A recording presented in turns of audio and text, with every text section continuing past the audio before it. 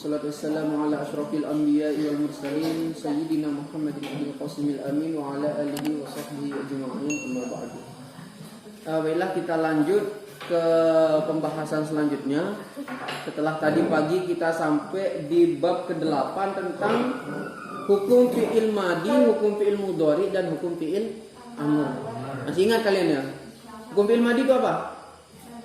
Mabni fathah. Kalau fi'il mudhari mu'rab. Kalau fi'il amr mabni sukun. Oke, sekarang kita lanjut bab ke-9. Kita mau bahas sekarang ini tentang fi'il, fa'il dan maf'ul. Jadi katanya di sini setiap fi'il itu kan kata kerja ya. Jadi setiap fi'il itu pasti membutuhkan kepada fa'il atau orang yang bekerja. Kan ini kata kerja, kan kalau ada kata kerja kayak duduk itu pasti ada orang yang melakukan kan ya. Nah, itu namanya fa'il. Orang yang melakukan atau orang melakukan pekerjaan itu namanya fa'il. Terkadang juga fi'il itu butuh kepada maf'ul bih. Kalau maf'ul bih itu objek atau korban yang menjadi korban dari pekerjaan tersebut. Seperti mukul, pasti ada orang yang mukul kan? Nah, pasti juga ada orang yang dipukul. Kadang juga butuh kepada orang yang dipukul. Ada nanti sebagian fi'il yang memang gak butuh kepada maf'ul. Nah, sekarang kita langsung ke contoh kalimatnya saja. Fi'il. Coba contoh fi'il apa?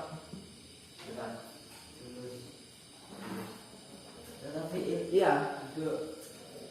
Iya, apa bahasa Arabnya? Jalasa.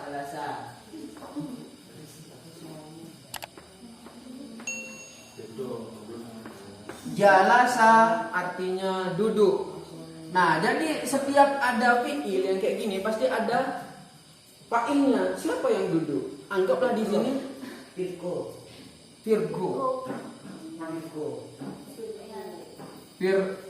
Misalkan. Anggaplah ini anu gitu. Anggaplah ini lemah. Ini yang dimaksud dengan fa'il. Pasti ada. Nggak mungkin ada pekerjaan kemudian nggak ada orang yang melakukan. Nggak mungkin kan ya? Ada kata kayak berdiri gitu. Nggak mungkin kita mengatakan berdiri tapi nggak ada orang yang berdiri sama sekali. Hantu nanti itu ya. Jadi ini yang dimaksud dengan fa'il. Fa'il itu artinya orang yang melakukan. Nah, jadi jalasa ini fi'il. Potong tuh ya. Ini Virgo atau siapa terserah, misalkan Zaidun, Amrun. Ini yang disebut dengan fa'il. Kalau fi'il itu adalah pekerjaannya, kalau fa'il itu orang yang mengerjakan. Disebut dengan fa'il. Ada fi'il, ada fa'il.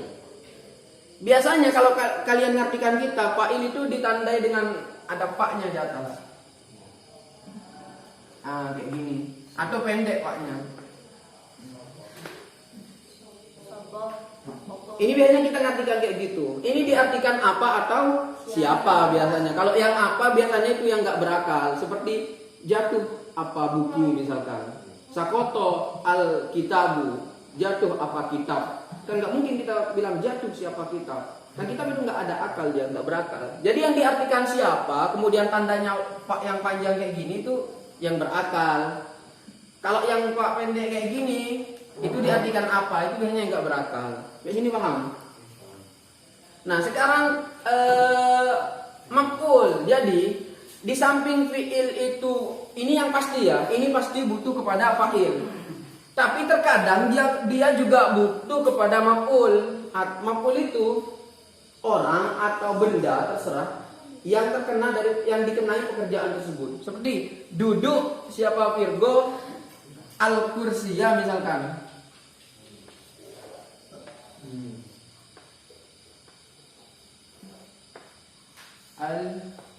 Al-kursiyah.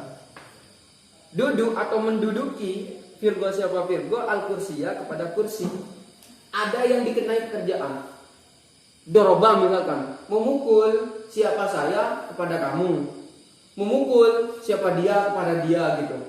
Nah, jadi fiil itu ada yang kadang itu cuma butuh kepada fa'il, ada yang kadang juga butuh kepada maf'ul.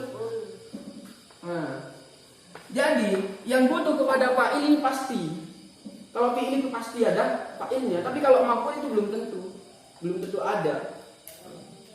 Nanti akan kita bahas di ijazahnya itu ada nanti fiil lazim, ada fiil muta'addi gitu. Fiil lazim adalah fiil yang cuma butuh kepada fa'il. Nanti ada fiil muta'addi, fiil yang membutuhkan kepada maf'ul. Sampai sini paham kalian? Setelah kalian tahu setiap ada fiil itu pasti butuh fa'il dan juga terkadang butuh kepada maf'ul bih. Sekarang kita akan bahas tentang hukumnya. Kalau hukum fiil madi kita sudah bahas kan ya. Mabni fathah, makanya di sini fathah. Jalasa. Sekarang ini anggaplah jangan kita pakai bego, kita pakai zaidun biar kalian jelas lihat i'rabnya. Kalau hukumnya fa'il itu adalah apa? Dhammah atau rafa. Zaidun. Jadi dimanapun kalian menemukan fa'il, i'rabnya ya pakai yang ini. Nah, paham? Kemudian bagaimana dengan hukumnya maf'ul? Nasab atau fathah dia. Jadi kalau kalian menemukan maf'ul, ya harus baca fathah. Sampai sini paham? Coba saya contohkan, buat contoh kalian kasih i'rab, kalian kasih harkat. Seperti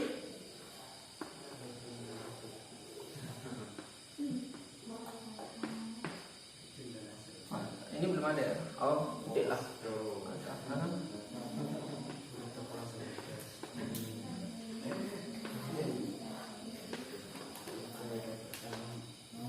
Pertama, dari sini. Ini apa bacaannya? Fathah. Ini kalimat apa? Fi'il. Fi'ilnya fi'il apa? Fi'il madi. Katanya kalau fi'il madi itu mabni. Makanya di sini fathah. Kenapa kok fathah? Kenapa kok enggak fatihah atau fatuha? Tasrifnya sudah ada kan ya? Sekarang yang zaidun katanya setiap ada fi'il pasti butuh kepada mana fa'ilnya? Zaidun. Fa'il artinya orang yang melakukan. Kalau fathah artinya membuka berarti zaidun ini adalah orang yang membuka. Katanya tadi kalau fa'il itu di i'rab apa? Hukumnya rafa aja. Makanya kita kasih zaidun. Ini udah ketemu. Nah, ini ketemu. Sekarang tinggal yang ini. Setiap ada fi'il pasti butuh fa'il, terkadang juga butuh kepada maf'ul bih. Katanya maf'ul bih di sana i'rabnya nasab. Ini berarti dibaca al-baba. Apa artinya bab? Pintu. Berarti fathah ini fi'il, ini isim. Tandanya terus. Kalau zaidun tadi, kalau fa'il kita kasih tanda gimana kalau berakal? Fa ya, fa panjang. Nah, sekarang tandanya maf'ul gimana? Mim, fa. Ini tandanya maf'ul. Kalau yang berakal, fa'il yang berakal kita maknanya apa biasanya? Siapa? Kalau maf'ul akan atau kepada. Jadi ini diartikan siapa? Ini diartikan kepada. Fathah artinya membuka. Coba Virgo, ini dibaca makna-maknanya. Coba dari fathah. Coba lah. Fathah apa artinya tadi? Membuka. Fathah membuka. Zaidun siapa?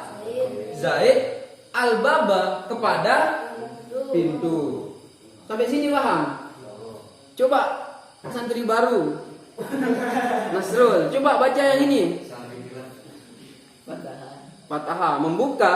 Zaidun siapa? Terus al-baba kepada pintu. Nah, kita coba contoh yang lain.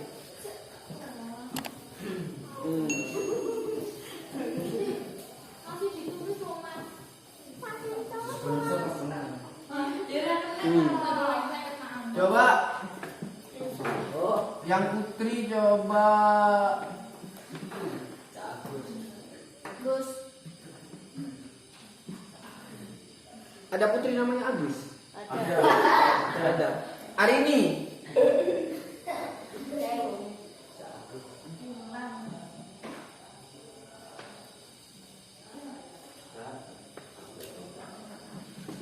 Coba dibaca. Terus apa artinya doroba? Memukul. Terus amrun siapa? Ya Amr gitu. Bukan Amr gini. Namanya orang itu Amr. Ada sahabat Nabi itu ada yang namanya Amr. Doroba memukul. Amrun siapa?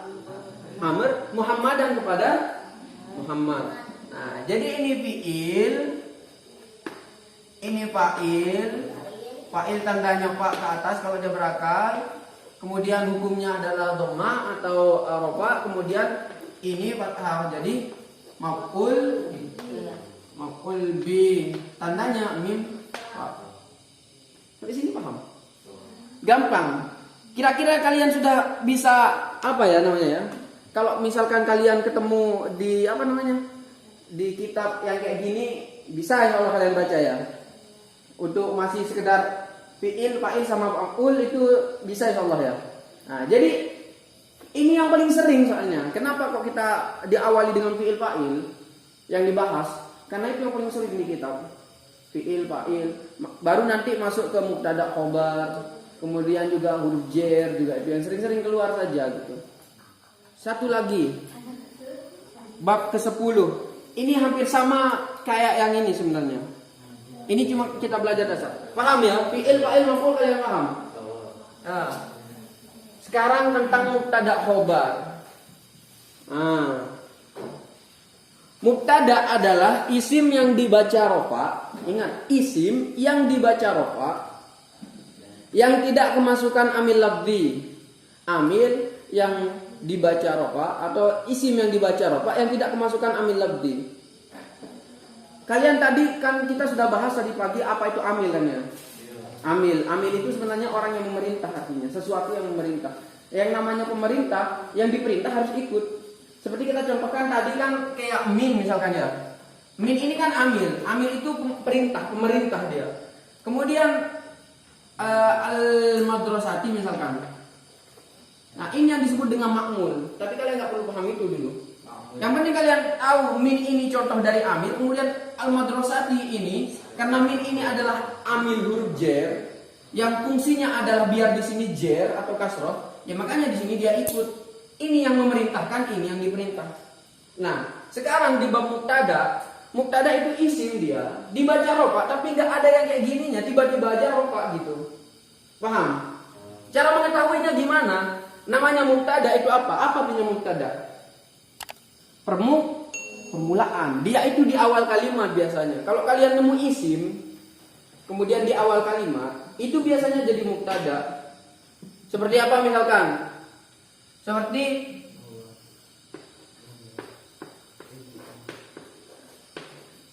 Zaidun ini kalimat isim fi'il apa huruf? Isim. Nama kan ya, nama orang. Nah, ini di awal kalimat. Maka ini disebut dengan mubtada. Katanya mubtada itu hukumnya adalah rofa. Makanya kita berani di sini baca Zaidun. Nah, setelah ada mubtada pasti ada khobar. Kalau yang tadi kalau ada fiil pasti ada fa'il. Kalau ini kalau ada mubtada pasti ada khobar. Hukumnya khobar apa? Rofa juga. Berarti ini Zaidun imun. Kalau mubtada biasanya dikasih tanda gimana? Mim. Kalau khobar dikasih tanda kho. Kemudian mubtada itu diartikan dimaknai apa biasanya? Utawi atau adapun. Utawi atau adapun. Kalau qaimun, kalau khobar biasanya dimaknai iyalah. Iku. Ini misal utawi biasanya khobar itu dimaknai iku. Iku. Ini cuma yang perlu kalian pahami, cuma yang ini. Kita nggak bahas panjang tentang mubtada. Yang mubtada ada mubtada dhahir, mubtada ada yang gini-gini, ada yang mubtada itu yang berupa isim nakirah, itu udah jauh banget. Yang penting kalian tahu, kalau kalian nemu isim di awal kalimat, itu jadi mubtada gitu. Kalau udah mubtada, maka harus kalian baca rofa. Setelahnya mubtada pasti khobar. Khobar itu sama dengan mubtada, hukumnya rofa. Kemudian mubtada diartikan adapun, kemudian khobar diartikan ialah. Tandanya mubtada itu mim, kalau khobar itu khof. Ini cuma yang perlu kalian tahu. Ini untuk dasar kalian. Jadi nanti kalau kalian baca untuk fi'il fa'il, mubtada khobar itu insya Allah kalian sudah bisa nanti. Hanya nanti perlu untuk praktek untuk mendeteksi. Nanti tapi kalau praktek itu nanti setelah ijaz.